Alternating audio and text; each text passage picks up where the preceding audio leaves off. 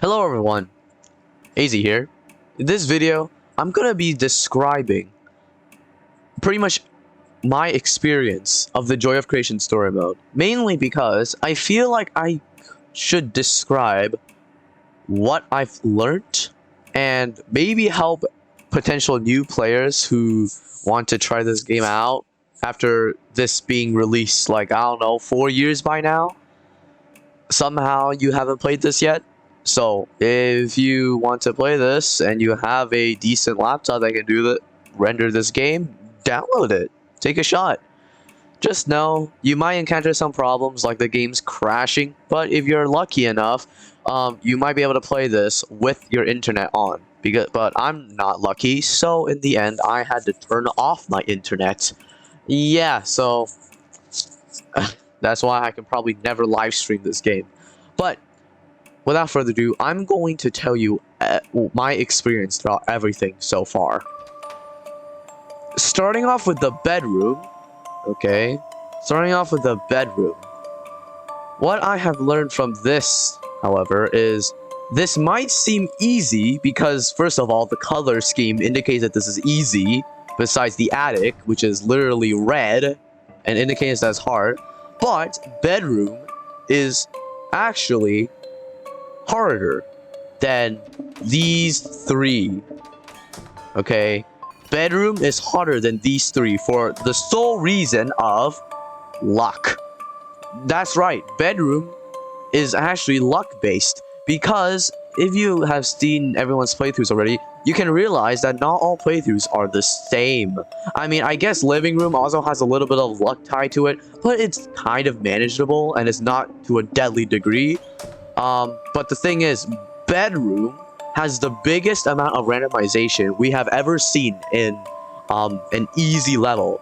Attic probably has even more luck based than bedroom, but so far we're talking about bedroom here, so it's like second place.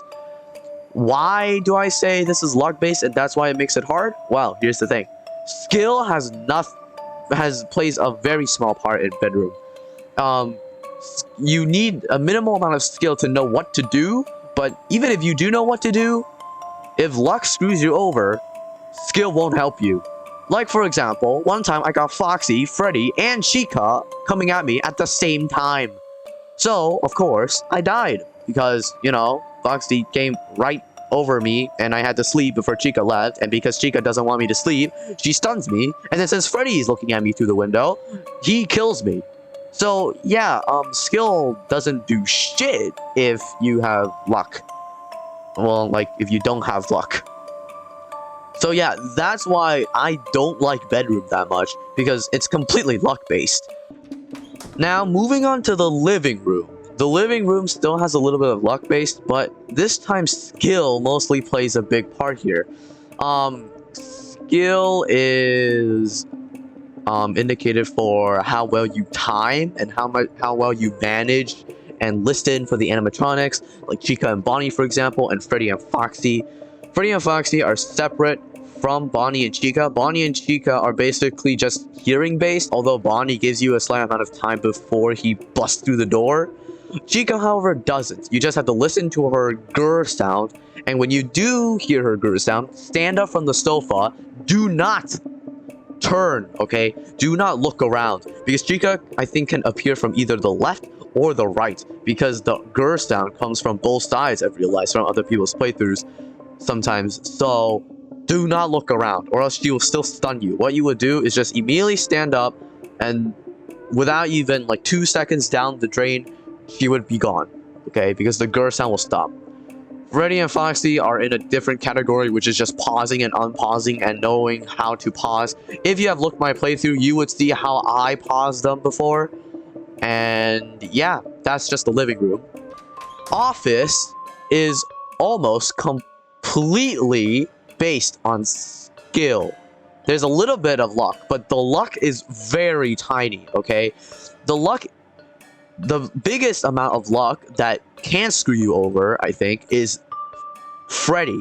Because sometimes Freddy can spawn a lot of times within the range of 12 to 2 a.m.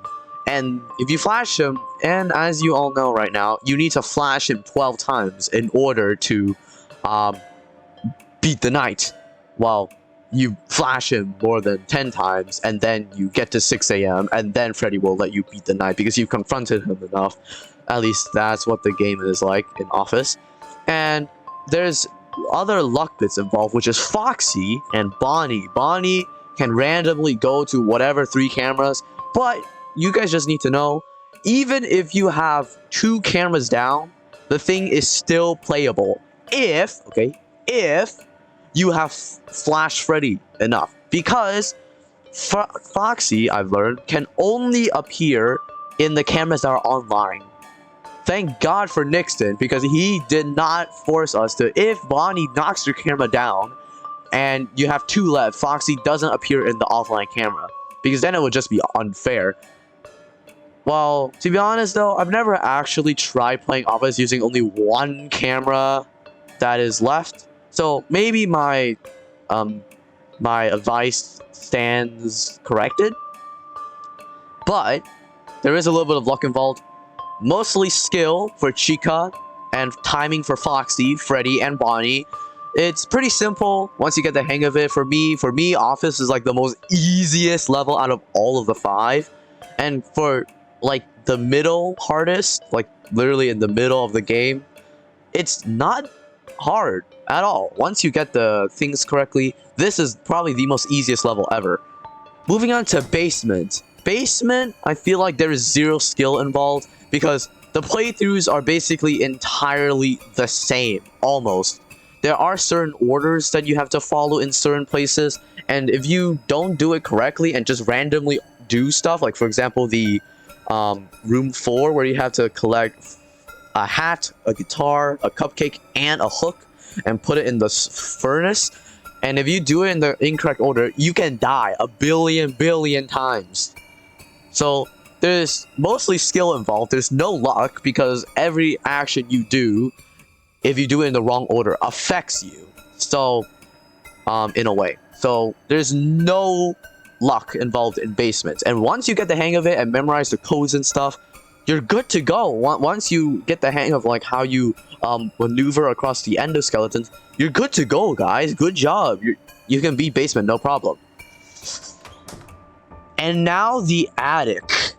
The Attic is probably the most irritating thing here. Being the last and of course the one under the red light, it of course indicates that this level is extremely hard, okay?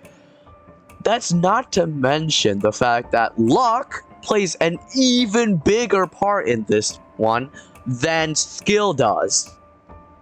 Yeah, skill still plays a decent amount of part. Like, you need to know what to do if endoskeletons are around you. You need to know what to do with creation. You need to do what with Golden Freddy. But if you look at other people's playthroughs like mine, or look up strategies like Novatez, for example, you might see what they do. And one of the things that I feel like every new player needs to do, and if they want help, is to watch other people play the game and then slowly learn from it. Because I was a noob at Bed Wars before. I looked at other YouTubers who actually play Bed Wars like basically all their lives, and I've seen how they do stuff. I still haven't gotten the right game sense yet. I'm still practicing game sense and PvP, but I am getting a bit better. Attic, however, follows the same rule as Bed Wars, kind of. You need game sense for Attic. Like I said before, you need game sense to know what to do with the endoskeletons when they're around your door, what to do with creation, what to do with Golden Freddy. But luck plays a big part on the endoskeletons and Golden Freddy. I don't think luck has any effect on creation, because creation I think has a certain set amount of time on whenever he moves. There's no luck involved with the flash that you need. The flash with Golden Freddy is always 12 times. But here's the thing, Golden Freddy has a chance to not appear at all, okay? Either behind you or in the cameras, and it has to wait, like, I don't know, 10 minutes or even more or less to for him to even show up once. But by that time, you're probably busy with the endoskeletons or creation. So luck plays a big part.